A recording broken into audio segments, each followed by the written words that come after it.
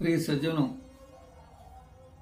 4 अगस्त को गोस्वामी तुलसीदास जी की जयंती के उपलक्ष्य में मेरे मन में कुछ ऐसे विचार आए, अतः मैं गोस्वामी तुलसीदास जी के बारे में संक्षिप्त रूप से प्रकाश डालना चाह रहा हूं। राजापुर बांदा जिला यमुना जी के पास, श्रावण शुक्ला सप्तमी अरे जन्मे तुलसीदास। गोस्वामी तुलसीदास जी का जन्म श्रावण महीने की शुक्ल पक्ष की सप्तमी तिथि को 1554 में राजापुर गांव, जो उत्तर प्रदेश के अंतर्गत आता है और बांदा जिले के अंतर्गत, पहले बांदा जिला नाम था, अब उसका आजकल नाम करबी चित्रकूट बांदा जिले का नाम बदल चुका है। ऐसे स्थान पर जन्मे तुलसीदास जी का जो राजापुर जो छोटा ग्राम था, उस गांव में जिस समय गोस्वामी तुलसीदास जी का जन्म का समय हुआ और जन्म हुआ, उस समय गोस्वामी तुलसीदास जी जन्म के समय ही उनके 3200 दांत निकले हुए थे, और इसके साथ ही साथ ऐसा लगता था कि जैसे ये 5 साल का बालक है। इतना ही नहीं, तुलसीदास जी अभूत मूल नक्षत्र में पैदा हुए थे। अतः उनके पिताजी का जो नाम आत्माराम दुबे, माता का नाम हुलसी देवी था, तो माता पिता ने ऐसा समझा कि अपशगुन हो रहा है हमारे घर में, अतः ऐसे पुत्र को उन्होंने त्याग दिया। त्याग देने का उद्देश्य उनके घर में एक चुनिया नाम की दासी, उस दासी को सौंप दिया। उस दासी ने ले जाकर इनका पालन पोषण किया। तुलसीदास जी बालन जब थोड़ा बड़े हुए और उनको थोड़ा सा ज्यादा चेतना आई, तो पढ़ने के उद्देश्य से इधर उधर अध्ययन करना प्रारंभ किया, और इसके बाद कुछ थोड़ा और बड़े होने के बाद वो सीधे अयोध्या पहुंच गए। अयोध्या जी पहुंचे, जैसे वो अयोध्या पहुंचे, वहां उन्होंने नरहरिदास जी उनको गुरु बनाने का प्रयास किया, निवेदन किया। नरहरिदास जी ने उनकी विलक्षण प्रतिभा को देखकर शिष्य के रूप में स्वीकार किया, और इसके बाद अयोध्या से पढ़ने के बाद अयोध्या में गुरु जी के सानिध्य में रहकर उन्होंने वेद वेदांत और पुराणों का अध्ययन कर लिया। उसके बाद वहां से लौटने के बाद काशी आए। काशी में प्रतिदिन रामायण होती थी। रामायण को प्रतिदिन होती तो उन्होंने वहां बैठ जाते थे।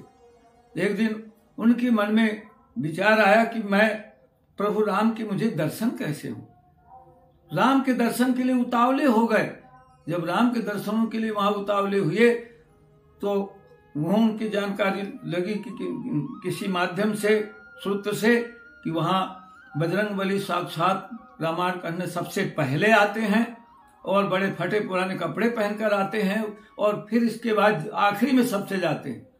और ये बात जब उनको ज्ञात हो गया कहीं से, तो तुरंत उन्होंने सबसे पहले पहुंच गए, और सबसे बाद में उनको पकड़ में भी आ गए बजरंगबली, और उनके चरणों में साक्षात गिर पड़े। निवेदन किया कि मैं प्रभु राम के बारे में दर्शन करना चाहता हूँ, आप ही मेरा दर्शन कराने में सक्षम। तुरंत हनुमान जी ने तैयार हो गए। लेकिन इसके पूर्व, जब उसके पहले उनका जो विवाह है, उनका विवाह जब रामायण एक बार जब देखा, उनके एक दीनबंधु नाम के ब्राह्मण, पाठक ब्राह्मण थे, उनकी पत्नी, उनकी बच्ची का, लड़की का, कन्या का नाम था रत्नावली नाम। रत्नावली बड़ी विद्वान, सुषमा और बड़े ही विलक्षण प्रतिभा वाली थी। तो रत्नावली से उन्होंने योग्य समझा इनकी विलक्षण प्रतिभा को देखकर, तो तुलसीदास जी के साथ विवाह कर दिया पाठक जी ने। विवाह होने के बाद तुलसीदास जी इतना अगाध प्रेम करते थे पत्नी से, कि अगाध प्रेम के कारण से उनको छोड़ना नहीं चाहते। तो एक दिन अचानक रत्नावली के पिताजी का स्वास्थ्य अचानक ज्यादा बिगड़ गया, और राजापुर उनका गांव था, तुलसीदास जी यहाँ रहते थे। बीच में यमुना नदी थी, उसके उस पार उनका ससुराल था। अचानक उनके जब भाई आए लेने के लिए रत्नावली के, और शाम का समय था, और वो नहीं चाहते थे, इसके बाद भी वो मना करके इस तरह से उनको ले गए। रत्नावली को जो उसका भाई ले गया, इधर तो किसी तरह से प्रयत्नशील रहे, लेकिन इनको चैन नहीं पड़ी। तुलसीदास जी को रात को, आधी रात के समय, और विशेष अंधकार छाया हुआ, यमुना जी में बाढ़ आई हुई, लेकिन उनके मन में ऐसा आया कि मैं अभी ससुराल जाऊंगा। जैसे ही वो नदी के किनारे गए तो नदी के किनारे देखा तो भयंकर बाढ़ आई हुई थी। उस बाढ़ में जब देखा कि उस पार जाना है, तो उन्होंने देखा कि मुर्दा बाहर चला जा रहा। उस मुर्दे में बैठ गए, लकड़ी समझकर बैठ गए, और जब उस पार गए तो उतर गए। और वहां जाकर जब पहुंचे अचानक, तो उन्होंने क्या देख, जहां गए तो उनको पहले से पता था कि पत्नी रत्नावली मेरी जहां सोती वहां एक अटारी है, और उसमें रस्सी से ऊपर चढ़ के जाना पड़ता है, और इसके बाद जो है ना तो वहां पर अटारी में पंजा सोते। वो पहुंच गए, जब देखा तो रस्सी की जगह में वहां सर्प लटका हुआ मिला। सर्प लटका हुआ था, सर पकड़ करके वो चढ़ गए, और जैसे सर पकड़ करके वहां चढ़ गए, और इसके बाद देखा पत्नी में अचानक जब आवाज आई तो पत्नी ने एकदम सुप्तावस्था में जागृत हुई, और जागृत होकर देखी तो बोली कि अपने आप के स्वामी, आप तो आश्चर्य में पड़ गई कि आप कैसे, पहले चीज तो मैंने रस्सी खींच ली थी, आप चढ़े कैसे, और इतनी रात में आधी रात कैसे आ सके, और क्यों आए।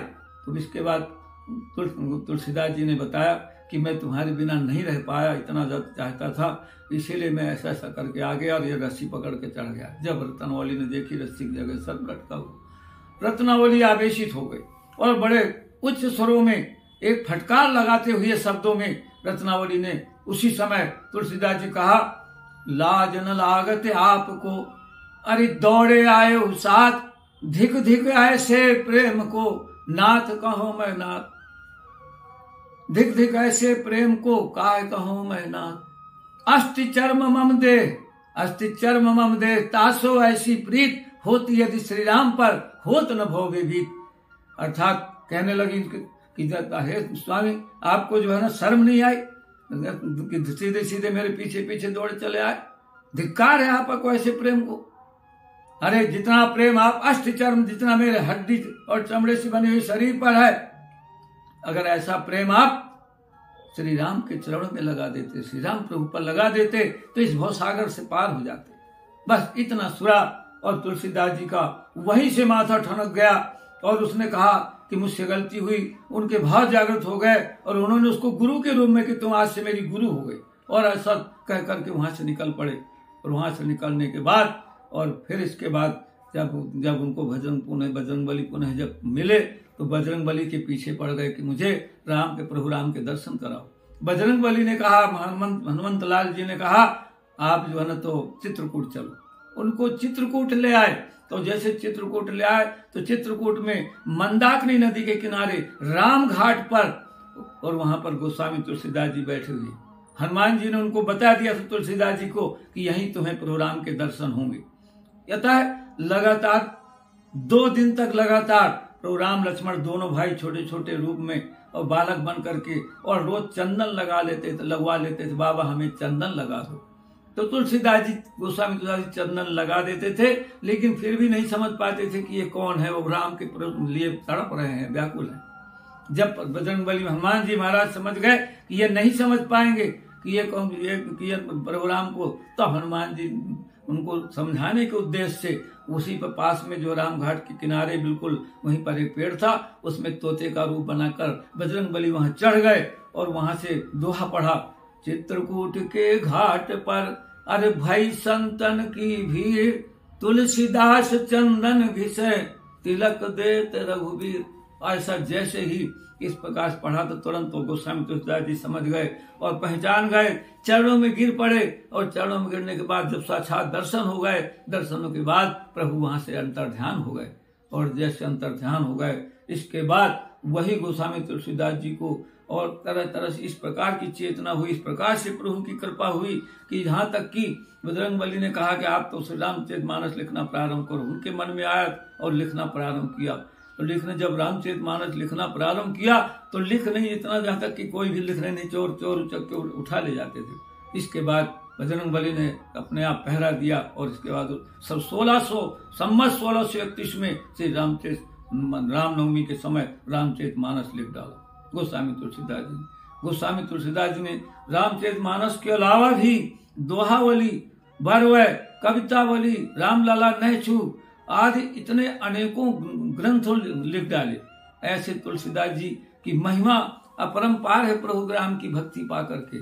और यहाँ तक कि जैसे ही तुलसीदास जी ने, जहां पर भी तुलसीदास जी ने प्रभु राम को अंदर से स्मरण किया, वहीं उनको प्रभु के दर्शन होने लगे। ऐसे तुलसीदास जी महाराज बड़े ही अपने श्रद्धा भक्ति के साथ अपना काम करते हुए और अंत में संवत 1680 असी गंग के तीर श्रावण कृष्णा तीज शनि तुलसी तजो शरीर। संवत 1680 में और श्रावण का महीना था, कृष्ण पक्ष का समय था, तृतीया तिथि थी और उस तिथि को उन्होंने अपना प्राणांत कर हुए उनके, अर्थात उन्होंने अपना भौतिक शरीर छोड़ दिया और स्वर्ग सिधार गए। ऐसे तुलसीदास जी को मैं नमन करता हूँ।